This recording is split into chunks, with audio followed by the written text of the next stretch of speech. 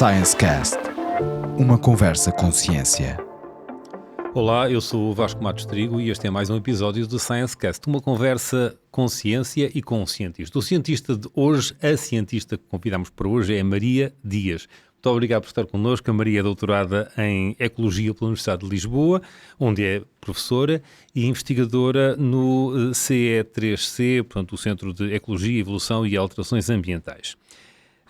Muito obrigado. O seu grupo dentro do CE3C é o Grupo de Ecologia da Conservação e Sociedade, certo? Exatamente. Como é que é esta relação com a sociedade? Então, antes de mais, muito bom dia. Muito obrigada pelo convite, por estar aqui hoje. É com muito gosto que venho participar nesta conversa. Então, o meu grupo dentro do CE3C de facto, chama-se Ecologia da Conservação e Sociedade, precisamente porque, a minha equipa e os colegas que trabalham neste grupo trabalham numa ecologia muito aplicada à conservação da biodiversidade, e a conservação da biodiversidade, na nossa perspectiva, mas hoje acho que na perspectiva de toda a gente que trabalha nesta área, tem que ser feita com a sociedade, com outros setores da sociedade. Já estamos, digamos, numa fase em que já não são só biólogos, digamos, a liderar isso. Tem que ser, de facto, um trabalho multidisciplinar feito com muitos outros setores da sociedade. Daí o nome. Portanto, não é investigar para a sociedade, é mais um passo mais à frente, é com a sociedade. Exatamente, é com a sociedade. Pronto, porque a biologia da conservação, que é a área, digamos, que nos une no nosso grupo, digamos, é uma disciplina muito focada em ajudar a resolver o problema da crise da biodiversidade, não é? Enfim, da extinção das espécies, e isso tem que ser feito com a sociedade, porque é entendido também pela sociedade como sendo, digamos, um problema, enfim, a todos, dos nossos tempos, e que, portanto, tem que ser resolvido também com outros setores da sociedade. E portanto, é preciso alterar comportamentos da sociedade, não é? Isso quase que toca a psicologia também, não é? Muito toca a psicologia, toca também o marketing, as ciências da comunicação, toca obviamente a sociologia, muito a economia, portanto toca de facto muitas outras áreas com as quais temos que trabalhar para de facto conseguir encontrar, digamos, soluções para um problema que entendemos todos enquanto sociedade que é um problema, não é? Que são vários problemas. Como é que se convence a sociedade, digamos assim, como é que se convence os cidadãos leigos dos problemas ligados à biodiversidade? É alertando para os perigos ou é mais do que isso? Se calhar já não chega a falar nos perigos. De várias formas, diria, sim. É alertando, obviamente, para os perigos que, digamos, a perda da biodiversidade acarretam para nós, enquanto humanidade, e são muitos, porque de facto existem muitos que se chamam os serviços de ecossistema prestados pelos animais, não são animais, a minha cabeça é sempre um pouco virada para os animais, que são os meus modelos de estudo, mas pronto, existe, digamos, essa vertente de mostrar que nós próprios, obviamente, a nossa sobrevivência no planeta também depende de outros organismos, mas também por um lado, digamos, mais, diria, moral, até às vezes até estético, artístico, da nossa relação com a natureza. Eu acho que isso, por acaso, nos últimos anos, em Portugal, tem vindo a mudar muito, felizmente, e para melhor. Eu acho que o Covid teve coisas muito, muito tristes, mas houve esse lado das pessoas perceberem que a nossa relação com a natureza foi-se perdendo, não é? Por força enfim, da urbanização, da vinda das pessoas para as cidades, mas existe um bem-estar enorme associado à nossa relação com a natureza. E cada vez mais isso é óbvio e as pessoas dão valor a isso. Isso nota-se muito, felizmente. E, portanto, também é por essa via de se mostrar que, mais do que também uma relação... Não é só meter medo, portanto... Não é só meter medo, não. Eu, para ser sincero, eu até prefiro a outra via, que é mostrar o encanto e o fascínio que a natureza tem. E eu acho que isso também é das coisas que também nos une enquanto grupo na faculdade, essa relação com a sociedade também. Por exemplo, muitas pessoas do nosso grupo trabalham com ciência cidadã. E, de facto, lá está, trabalhar com as pessoas e trazer, mostrar o fascínio que os animais, a natureza tem, e essa relação que os humanos acabaram por perder um pouco, mas que voltando é muito benéfico para nós e para a natureza. E, portanto, é muito por aí também. Maria Dias, do seu ponto de vista, quais são as principais ameaças, digamos assim, à biodiversidade? Portanto, quais são os riscos? Quem é que está a prejudicar a biodiversidade? Bem, os humanos... Os humanos, sem dúvida, não é? Mas são só os humanos? Quer dizer, isso é uma questão... Quer dizer, da perspectiva da biologia, da conservação, aquilo que de facto se estuda, claro, as populações naturais variam, não é? Faz parte da ecologia. E sempre foi assim. Muitas espécies extinguiam-se mesmo quando não havia humanos nos planetas. Claro. Faz parte do processo natural da evolução haverem espécies que se extinguem, outras que aparecem. Isso faz parte. O que acontece, e daí é isso que nós chamamos a crise da biodiversidade, é quando percebemos que o impacto humano nos ecossistemas está a causar muito mais extinções do que seria normal. E aí não há dúvidas. E aí não há dúvidas.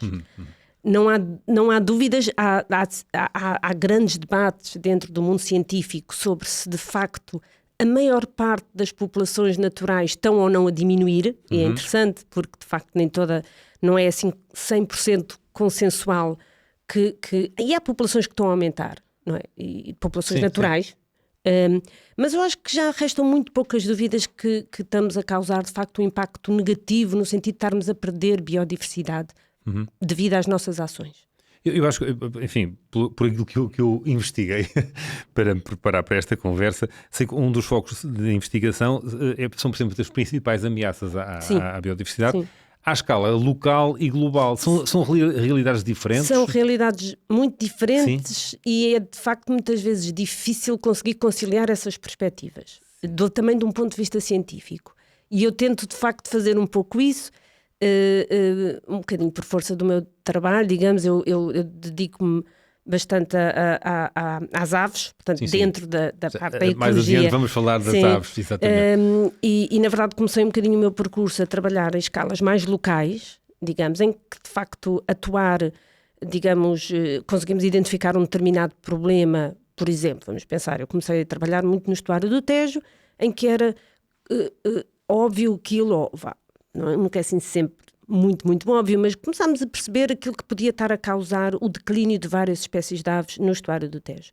E são questões muito relacionadas com o estuário do Tejo, por exemplo, a perda de locais bons para elas descansarem, etc. Conseguimos ali identificar claramente um problema e conseguimos, juntamente, lá está, com a sociedade, com outros atores, pensar em soluções para implementar ali. No extremo oposto está, de facto, esta noção que a nível global muitas espécies se estão a extinguir e há muitos trabalhos, de facto, focados nessa perspectiva global, que identificam zonas prioritárias para fazermos conservação, etc. Mas depois há, digamos, passo a expressão em inglês, um mismatch, um desfazamento entre aquilo que são essa visão global e essas identificações de prioridades onde devemos trabalhar a nível global e depois as realidades locais que são muito dependentes do contexto político, do contexto social, do contexto cultural e entra aí a questão então da sociedade. Não é? Portanto, de facto, são duas escalas muito diferentes e a escala global, estava eu a relacionar com a minha experiência profissional, acabei por adquirir um pouco quando fui trabalhar numa ONG, numa organização não governamental internacional que se dedica precisamente a essa escala global. A BirdLife. A BirdLife International. Antes de ir para a Inglaterra, ou para o Reino Unido, também andou nas desertas e nas selvagens. Andei e ainda ando, quer dizer, sim, sempre que posso. Sim. Mas aí, por exemplo, não se nota, pergunto eu, leigo no assunto, não se nota a influência humana? Nota muita influência humana, muito. Como? Já há praticamente muito poucos sítios no planeta, diria, em que não se nota a influência humana. Por exemplo, para dar o exemplo da selvagem, que é uma dos sistemas que conheço melhor, trabalhei muitos anos lá com... Ainda participo muito em trabalhos com uma espécie de ave marinha, que são as cagarras. Exatamente. Ficaram muito conhecidas quando um dos nossos presidentes da República foi lá visitar e anilhou uma cagarra com uma anilha nossa. E a selvagem tem a população mais importante, uma das maiores populações... Portanto, a selvagem tem uma das maiores populações de cagarras a nível mundial, que já foi praticamente dizimada por ação humana. A população das cagarras durante séculos era explorada comercialmente para consumo humano. Sim. E depois o que aconteceu foi quando foi criada a Reserva Natural da Selvagem. Enfim, houve alguns... A população lá está. Estamos a falar de uma época, anos 70, em que as coisas não eram feitas juntamente com a sociedade, eram muito impostas. Vamos criar aqui uma reserva e vamos proibir a captura destes animais. E a reação da população não foi a melhor. Pois. Foi, então, mas isto é, é a nossa vivemos cultura, não é nosso... Pronto, vivemos disto, vimos aqui todos os anos e, na verdade, em bom rigor, a atividade que faziam não causava assim tanto impacto na população. Mas depois, lá está, porque o processo não foi conduzido, não é por culpa da A ou B, mas na altura era assim muito que se fazia. E então, as pessoas revoltadas foram à selvagem e dizimaram a população inteira de cagarras. Houve uma reação. Portanto, Como reação, ficaram revoltadas e digamos... mataram todas as cagarras que encontraram adultas. Sim, Pronto. sim. A população não se extinguiu na selvagem porque, pronto, e aqui entra um bocadinho pela parte da ecologia desta espécie, elas só se começam a reproduzir em média aos 9 anos de idade e durante os primeiros anos estão no alto mar, estão no oceano. Chegam até a estar no Atlântico Sul, ali na zona de até Moçambique, vão até à costa de Moçambique. E, portanto, esses indivíduos jovens que na altura da matança, digamos assim, não estavam na selvagem, foram os que depois voltaram para recolonizar a selvagem. Portanto, só para mostrar que aquilo que nós encontramos hoje na selvagem, uma população até muito abundante, podemos chegar lá e pensar, tantas cagarras, e tem muitas, mas é uma pequena fração do que já existiu no passado. Porque houve essa matança muito grande e, na verdade, a população nunca recuperou aos níveis que tinha antes da matança.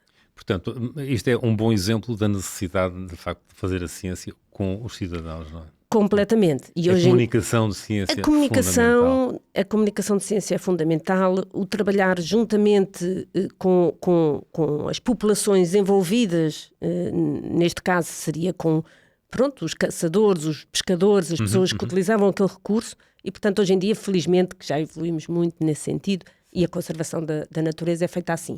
É feita, já não é imposta, mas é... Porque lá está, também houve uma alteração da percepção da sociedade sobre a importância disso. E, portanto, já é muito melhor recebido, não é? As pessoas também já existem muitas atividades associadas à natureza, o turismo de natureza. Portanto, já percebem que não é necessariamente um empecilho ao desenvolvimento. O desenvolvimento pode ser feito juntamente com a natureza. Portanto, não há aquela barreira psicológica quase que havia, não é? Exato. Há uma percepção muito diferente por parte das pessoas do que é a andou natureza. também pelos Açores, não é? Pelos Açores não andei tanto, não. Eu trabalhei um bocadinho com... Cagarras é só na Madeira? Há muitas cagarras nos Açores. Nos Açores também. Eu já, digamos, trabalhei muito com muitos investigadores nos Açores, precisamente porque quando eu estava na BirdLife, muito do meu trabalho era um trabalho muito de colaboração, portanto era de facto juntar muitos dados, como se diz hoje em dia, Big Data, portanto dados de muitos investigadores, e trabalhar esses dados em conjunto para tentar ter uma visão um pouco mais global da situação. Não olhar só para o meu cantinho, digamos, da selvagem, mas trazer dados da selvagem, trazer dados dos Açores, das Berlengas, onde também criam as cagarras, de colegas espanhóis, de dados das Canárias, portanto olhar para além das fronteiras também nacionais e trazer, de facto, toda a informação possível para conservar uma determinada espécie ou grupo de espécies. Entretanto, vamos ter que voltar a falar ainda dos dados e das recolhas de dados e das tecnologias associadas à ciência, mas entretanto já referiu a ida, portanto, a ligação à BirdLife, que foi quando migrou também, não é? Exato. Migrou para a Grã-Bretanha. Para a Grã-Bretanha, exatamente. Como as aves como que as também aves, migram, não é? Exatamente. Essa migração foi motivada por que razão? Foram, diria, duas razões. Bem, por um lado, talvez três razões. Eu, na altura, quando fui para a Grã-Bretanha, estava a fazer trabalho de investigação como... de pós-doutoramento, digamos assim. Tinha terminado o meu doutoramento com aves limícolas no estuário do Tejo e comecei a fazer o trabalho na selvagem, com migração de cagarras. Na altura, e agora infelizmente a aposta na ciência em Portugal ainda deixava um pouco a desejar, portanto não havia muitas oportunidades, digamos, de fazer uma carreira científica. Eu achava que havia de facto muita competição, era difícil fazer uma carreira científica em Portugal que não fosse precária. Sim. Infelizmente ainda é o caso. Portanto, apareceu uma oportunidade na Grã-Bretanha e pronto, eu pensei, bem, se calhar tenho aqui uma boa oportunidade de mudar, enfim, e de ter mais condições e de evoluir. Pronto, exatamente. Depois uma vontade também pessoal de ter uma experiência internacional, certo. Porque tinha trabalhado sempre muito no contexto de Lisboa, enfim, no meu conforto. Sim. Tinha feito a minha licenciatura e o meu doutoramento na Universidade de Lisboa, estava a trabalhar no ISPA, mas também ainda em colaboração com o meu orientador do doutoramento, o José Pedro Granadeiro. Portanto, sentia-me ali muito confortável e, na verdade, estava muito confortável e senti talvez um bocado uma necessidade de me desafiar, certo. E mudar. Uma experiência internacional é tão bom para quem a possa ter, não é? Exatamente. E depois desse trabalho, que se calhar era a terceira razão, na BirdLife, eu até aquele momento tinha feito sempre uma ciência muito aplicada, mas do ponto de vista académico, digamos assim, sim. Sempre ligado ao mundo académico. Ao ir para uma ONG, ainda ligado ao mundo académico, no sentido de ter que colaborar com cientistas, mas estava de um outro lado diferente, em que a minha ciência, fazia também ciência, mas aí de facto não tanto motivada pela minha curiosidade, como pronto, geralmente fazemos... Que é a pedra de toque da ciência. Exatamente, mas a trabalhar num contexto de uma ONG tinha que ser uma coisa muito mais focada em encontrar soluções para um problema, pronto, que se identificou como um dos problemas, enfim, mais preocupantes no mundo da ornitologia, que é o da conservação das aves marinhas. As aves marinhas são um grupo muito, muito ameaçado de extinção. E, portanto, estavam a precisar de uma pessoa com um perfil científico e de análise de dados, mas que trabalhasse num contexto de uma ONG. E interessou-me esse desafio de ver um lado bastante diferente de trabalho. Pronto. E, portanto, fui um bocadinho à experiência, suspendi a minha bolsa em Portugal. Sim. E fui, vou experimentar um ano e vou ver como é que é a vida em Cambridge. E pronto, e gostei muito e correu muito bem e lá fiquei 8 anos. Só aqui um parênteses para nos dizer o que é a BirdLife. Portanto, a BirdLife Internacional, qual é a dimensão desta organização? Pronto, na verdade a BirdLife, quer dizer, tem estatuto de ONG, mas mais do que uma ONG, é uma rede de ONGs. Portanto, é uma rede de ONGs que trabalham a nível nacional, em que colaboram todas para um fim comum, que é o da conservação das aves. Certo. Portanto, como é que a BirdLife funciona? Tem um secretariado no Reino Unido, depois tem vários escritórios em várias regiões do mundo e depois tem parceiros em quase todos os países do mundo. Okay? Em Portugal, o parceiro da BirdLife é a Sociedade Portuguesa para o Estudo das Aves. Sim. E que são esses parceiros que, de facto, trabalham no terreno e identificam os problemas das aves a nível nacional, informam, digamos, o secretariado regional, que, por outro lado, informa o global, junta todos esses dados e lá está a ver, e passa a expressão, a big picture. Vamos ver, então, aqui, com esta informação que é recolhida por especialistas no terreno, em cada país, o que é que nós podemos fazer para melhorar o estatuto de conservação das aves e para ajudar as aves a não se extinguirem, digamos assim. E, portanto, o meu papel na BirdLife era muito esse, era trabalhar com dados de todo o mundo, com um foco muito específico de tentar reverter a situação de declínio das aves marinhas. No meu caso, trabalhava muito com aves marinhas. Ainda trabalho. Portanto, já falou várias vezes de dados e a tecnologia aí exerce um papel fundamental, não é? Fundamental, pronto. Porquê? Porque as aves, ao contrário de, pronto, ou mais do que se calhar qualquer outro grupo animal, movem-se muito, não é? Pronto, ganharam, digamos, essa vantagem adaptativa de conquistar os céus, não é? Também tem esse lado de haver muitos dados e muita informação, porque muita gente gosta de ver aves e, portanto, há todo esse lado do birdwatching e apaixonados pelas aves, que traz muita informação. Mas como elas se movem muito, podemos pensar, ok, se calhar não estão tão ameaçadas ou conseguem, se está aqui uma ameaça, conseguem facilmente mudar. Mas não é bem assim. E, sobretudo, as aves migradoras. É um bocadinho mais complicado do que isso.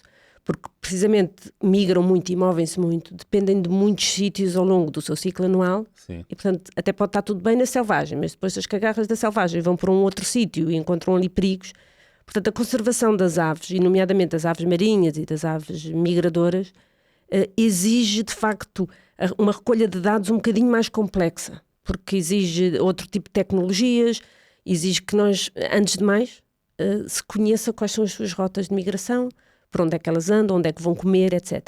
E isso não é suficiente alguém dizer, olha, aqui apareceu. Portanto, vocês utilizam a tecnologia, GPS, exatamente, para conseguir perceber, e pegando outra vez no exemplo das cagarras da selvagem, que é o exemplo que eu conheço melhor, mas eu trabalhei nessa altura, ainda trabalho com dados do mundo todo, é dizer, estas cagarras da selvagem vão comer aquela zona do oceano e vão migrar para aquelas zonas do oceano.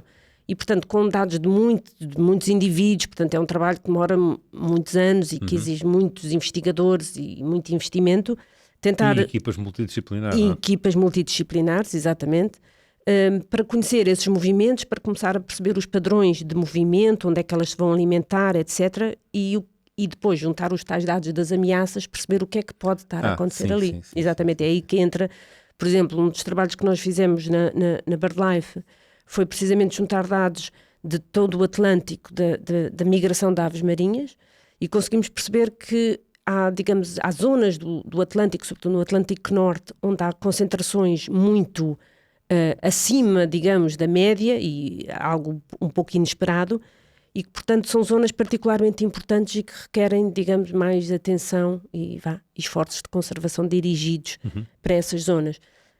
Porque lá está, depois podemos trazer os dados das pescas, por exemplo, dos plásticos, da distribuição dos plásticos, portanto conseguimos aliar à informação do movimento das aves, digamos, a questão das ameaças humanas e onde é que nós estamos a impactar mais os oceanos.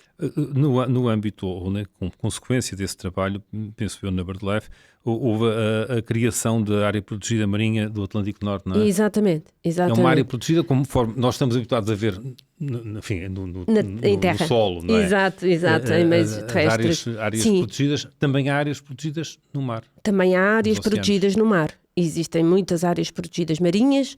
Na verdade, é algo que ainda está muito em expansão, a rede de áreas marinhas protegidas, mas já se percebe que, de facto, são uma ferramenta muito importante para a conservação do meio marinho, porque depois a ideia é criar áreas marinhas protegidas e, de alguma forma, regulamentar a utilização humana dessas áreas. Por exemplo, não instalar lá offshores? Exatamente.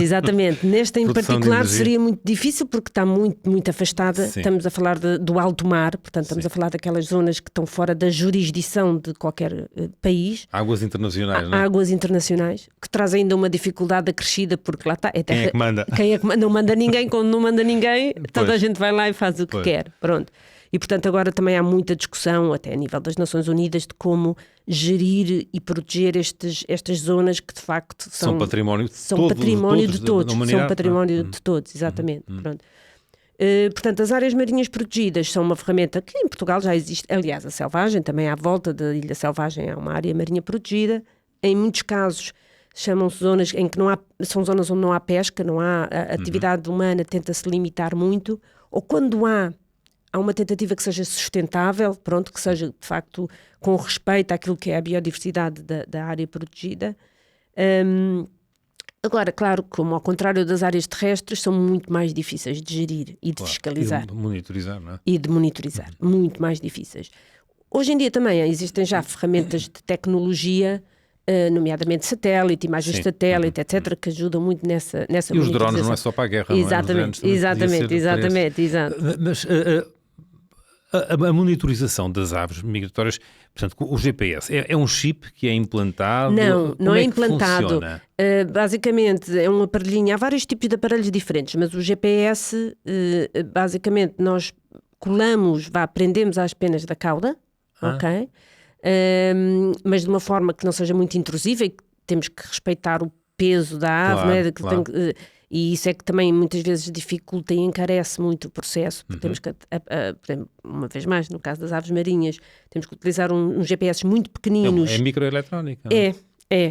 Mas também tem que ser à prova d'água, tem que ser resistente, etc. Pronto, e portanto pomos nas costas ou nas penas da cauda, prendemos e a ave vai à sua vida, digamos assim, faz os seus movimentos e depois quando regressa, porque estas aves são muito fiéis ao seu ninho, e ao seu parceiro, ou parceira, também já vamos sabendo que nem sempre são tão fiéis como aparentam, mas ao local, digamos, onde se reproduzem, são muito fiéis, à sua casa. E esses dados são recolhidos por satélite?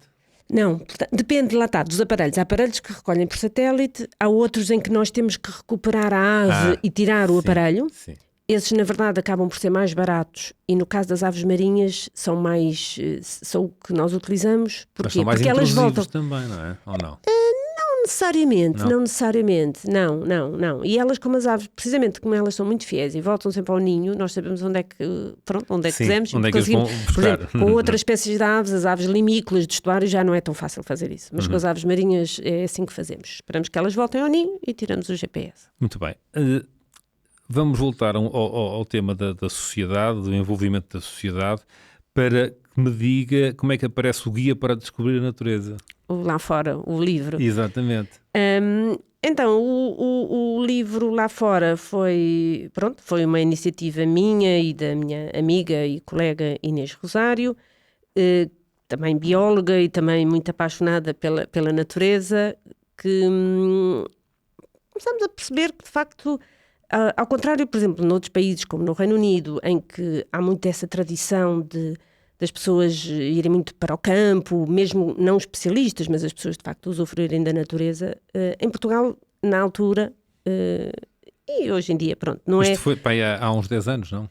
Saiu em 2014, exato, portanto, há 11 anos, exatamente. Recordo só o nome da obra é? Lá Fora, Guia para Descobrir a Natureza. Que está à venda, portanto. Está à venda nas livrarias, exatamente. Pronto. E o guia, que é um livro, tivemos a sorte de trabalhar com o Planeta Tangerina, que é uma editora muito conhecida de livros infantis e que nos ajudou muito, muito no processo. Também tivemos a enorme sorte de ter o Bernardo Carvalho, que é um excelente ilustrador, também a apaixonar-se pelo projeto e a ilustrar. Cá estão as equipas multidisciplinares.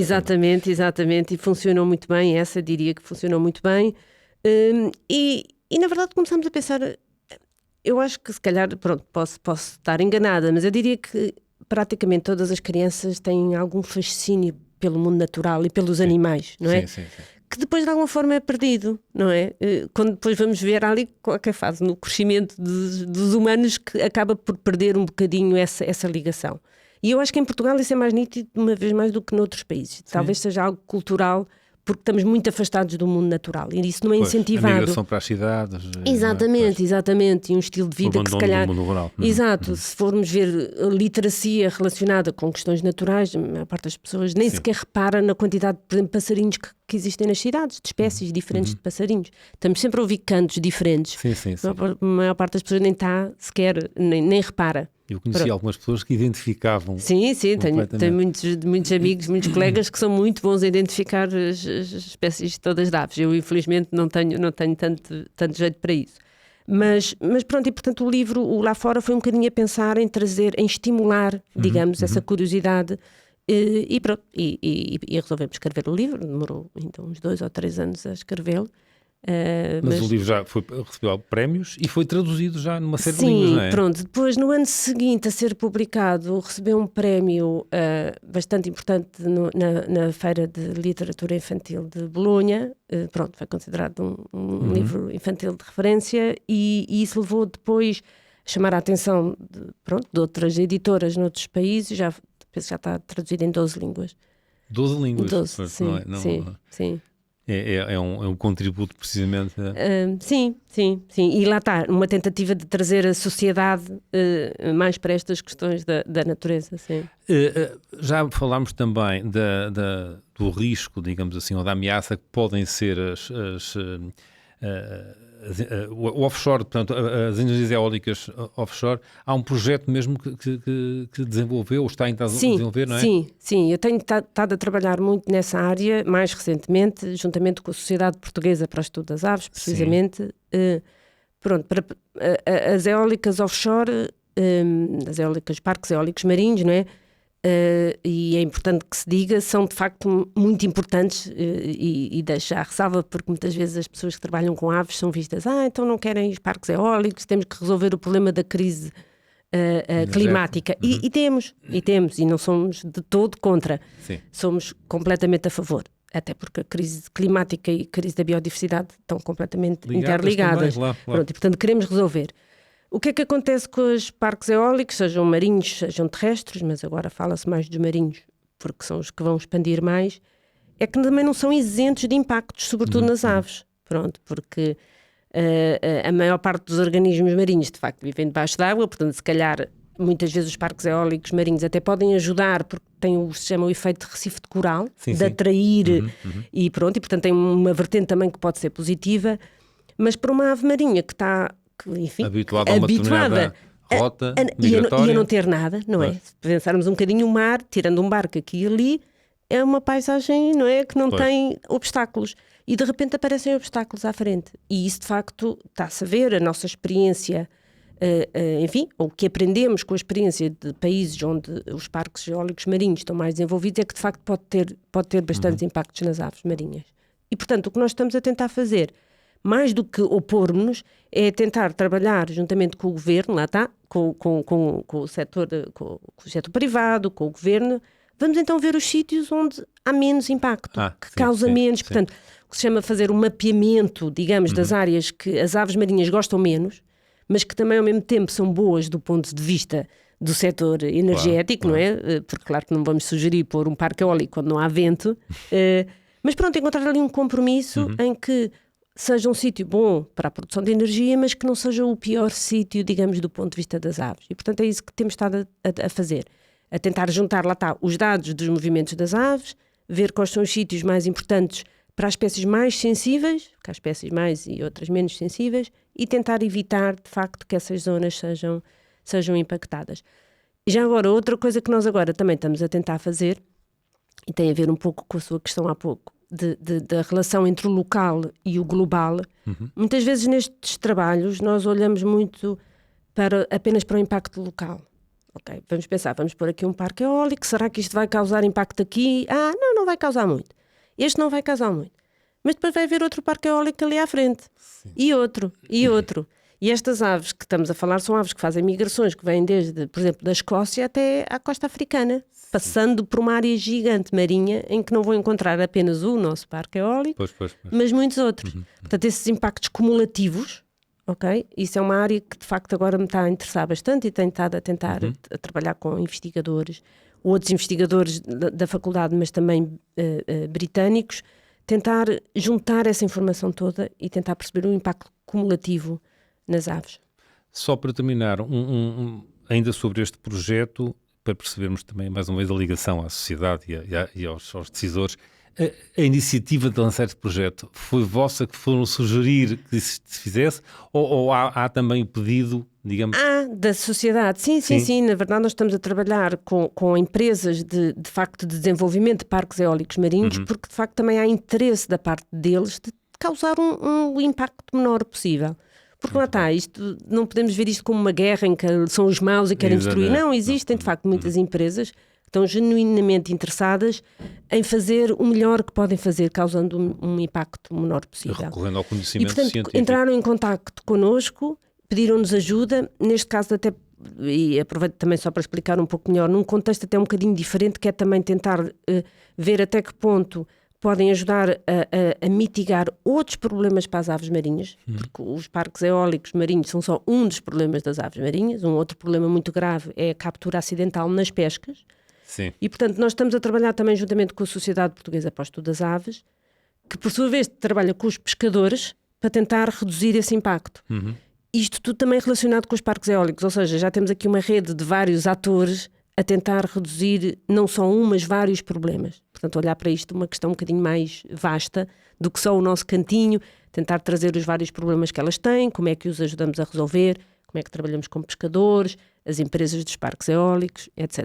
Pronto. Muito bem. Maria Dias, muito obrigado. Continuação de bom trabalho. Muito obrigada. E termina aqui este episódio do ScienceCast, que fica disponível nas redes principais de podcast e também a versão vídeo no nosso canal no YouTube. Obrigado por estar connosco e até para a semana.